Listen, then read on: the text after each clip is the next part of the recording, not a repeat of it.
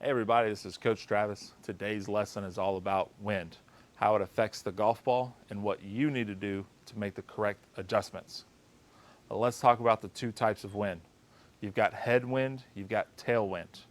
But before we get into each one of those, you've got to understand if I hit this golf ball at 100 miles an hour on a calm day, the air speed that this ball is flying through is 100 miles an hour.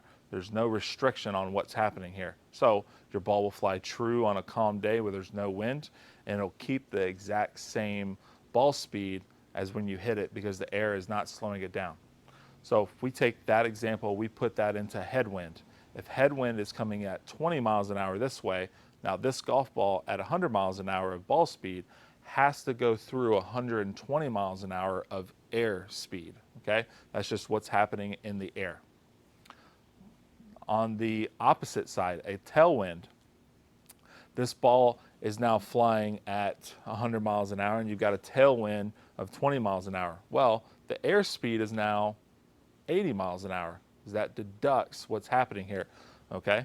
So what happens to a headwind golf ball is that if this is going through 20 miles an hour of headwind, okay, then this is going to provide more lift and drag, not slow the ball down. I want you to make clear that this ball does not slow down magically because the speed of the air is going faster, okay, into you. What happens is that ball has a lot more lift to it, so it goes up in the air. We know that trajectory, the higher the trajectory shot, the less distance it gets. So it has to have a perfect trajectory to get the right distance to it. Tailwind is actually going to knock the golf ball down a little bit, so it's not going to go as far as you think of carry distance. So let's go through a couple scenarios with headwind, tailwind. Headwind, if I'm going into a headwind of 20 miles an hour, this ball could stop short 30 yards, okay? Depending on how much height that you typically get to that ball. But if we do the opposite with a tailwind ball, this ball only might go 15 yards. So headwind hurts a lot more than tailwind helps, okay? So that's the basics on wind. There's not a real set answer on what happens with wind. It all depends on trajectory of your shot. So if you're already a high ball hitter and you hit high balls and you hit into a wind, you might need 4 or 5 clubs difference on, let's say, a 25 to 30 mile an hour headwind.